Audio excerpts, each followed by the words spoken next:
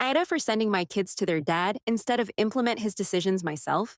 IL, my husband and I are recently separated and heading for a divorce. We have 3 children, 2 together and 1, that he brought into the marriage, and they are all mostly staying with me. Our kids end. I have all been going for MMA, classes once a week for about a year, before the separation, and I think it was great. And we were having fun. It was great bonding, great exercise, and especially for me and the girls, a great way to increase our confidence. As part of our separation agreement, Dad insisted that the kids stop MMA because it's all too aggressive, and he doesn't want them to turn out like me. I agreed to stop taking them because there were surely bigger things at stake, and I didn't feel like that should be my hill to die on. I tried to gently explain to the kids, that we are not going to do MMA anymore and to pick a different activity. Still, I didn't really know how to explain why without blaming their dad or without claiming something. I absolutely don't believe and can't defend MMA will make them aggressive. So I send them to dad whenever they ask. And most especially our middle child on the spectrum asks about it a lot. She asks to go every single week and usually cries when I say no. Now my husband is mad at me that I keep sending the kids to him whenever they ask about going for MMA. I'll agree. Again, or about why we stopped instead of just implementing spouters our decision. Am I the asshole here? I'm not bad-mouthing him or anything. Just when a kid asks to go, I tell them, ooh, let's ask daddy about it. Let's call him right now. Or something along those lines. First comment, NTA, not at all. You agreed because it wasn't a hill to die on in the big picture.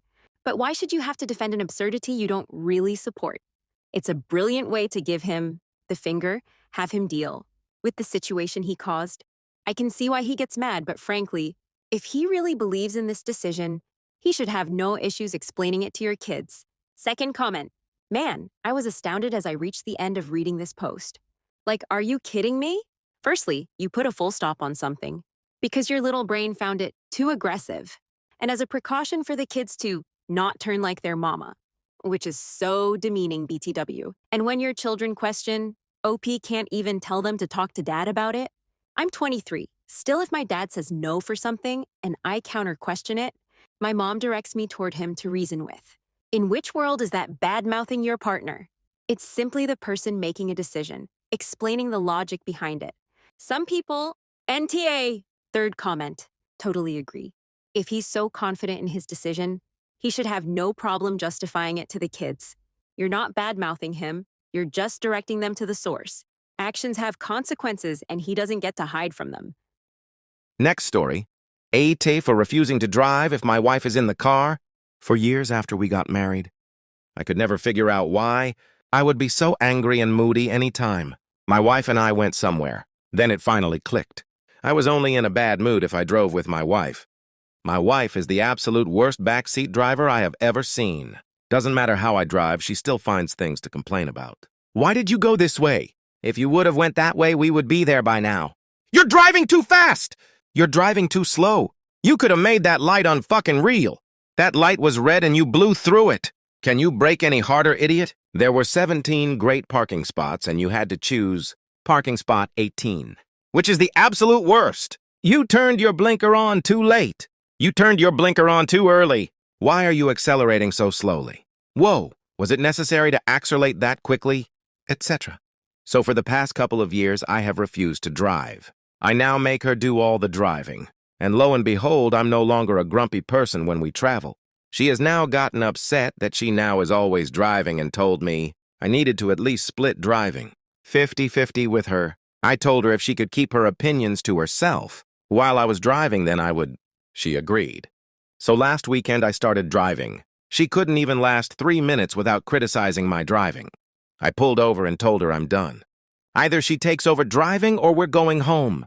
She eventually took the wheel, as she muttered that I drive like a moron even though there's only one of us who has any tickets and has at-fault accidents on their record, and it's not me. So AITA for refusing to drive if she's present? First comment. She's calling you an idiot and a moron? It sounds like you came up with a perfectly reasonable solution. She can't complain about your driving in force. You to drive and call. You named. That's not okay. I think you did the right thing in your NTA. Second comment. Hubby and I do it somewhat often, but we have been together 16 years this year, and we're friends in high school. Started dating 2 years after high school. We also only do it with a sarcastic grin, hubby, cheeky poking our tongue out, me, or when the other person does something stupid, like me going to put the cold, full carton of milk in the pantry instead of the fridge, or when hubby can't find his phone despite setting it up for our daughter less than 30 seconds earlier. Yes, it can be abusive, but I think it has more to do with the history behind the marriage relationship and the couple themselves to be able to determine the context. With the context of this post, I would say it isn't okay and OP is NTA for not tolerating it anymore. Third comment. If my wife called me an idiot and a moron on a regular basis, the only place I'd drive her would be the divorce lawyer. Your partner shouldn't treat you like that, OP. Third story, I 28F found my husband's 28BM chat with someone I don't recognize. Am I not okay? I F28 have been with my husband M28 for a total of 8 years, married for 2 years, currently living together with my Mayel, but she is amazing and we don't have any issues with each other. We've always had ups and downs even prior to marriage. We have very different characters, interests, and even our communication between the two of us is horrible. In the past, when I tried to talk about serious topics or wanted to approach certain issues, usually my partner would just shut down or do the usual, I'm sorry or okay. And during our wedding, when it came to the 10 promises, he himself wrote things like, within the first few months, he already broke like half the list. Second year into our marriage, we don't even communicate on the day-to-day basis. I really try my best to engage and say basic stuff like good morning and good night, which he won't do unless he's in a good mood or I make him do it. When we first started living together, I would clean up after him and try to split chores as much as possible. But even laundry, when it's folded on our bed for us to put away, he would never put away. I did it for him the first few months, but otherwise, he would just push the laundry onto the elevated floor of our bed. He would leave cups, drinks, dirty clothes everywhere and leave it there for a few days. Even when my friends questioned him at one point in time, he said, "Sometimes I leave it there and hope something happens to it." But today I found out something that I'm kind of happy I found out, but at the same time got really hurt by it. I don't encourage this, but he had a call from a girl whose name I don't recognize in the middle of the afternoon during the weekend, when he was sleeping and I happened to be there. So I was curious and saw his chats with her. He basically said that life gets real tiring when your wife has a princess attitude. I wash, I clean, I hang. At most, she cooks. I might as well be a house husband at this point. She tells me she's shagged from work. We broke up a few times and got back together. She's freaking lucky to have me. Other people would divorce her already, which came to me as a shock because I felt I did my fair share. And when I didn't do chores on purpose, it was because I didn't want to keep cleaning up after him. I still do it sometimes, but I guess he doesn't notice. And the fact that he can't even remember the number of times we broke up correctly, which was 1. So now not only do I feel hurt and unfair, but he never mentioned how he felt at all to me. I want to speak to him about this, but I don't know how to come about it. Because in the past, whenever we had an argument, it never ends well nor have a conclusion. Am I okay? First comment, divorce him. You have already given him a lot of chances in the past. I am assuming you guys have minimal to no sex, because when the third party is involved, men withdraw sex very quickly. He will repeat this again in the future. Whatever he is doing is not love. Prioritize yourself and take a stand for yourself. Second comment, another adult man using weaponized incompetence to avoid household chores. Oh, he knew exactly how many times you've split up. He's just making it seem worse to this woman to justify his emotional affair. You either confront him or you don't. But if you do just prepare for him deflecting by making it all about how you've invaded his privacy. Third comment, you'll be fine when you leave this man, child.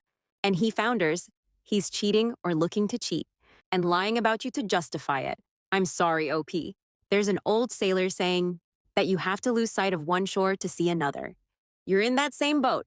The only way to find a nicer, more loving person is to leave the abusive, immature one behind. Good luck. If you like these stories, feel free to hit the like button, share, and subscribe.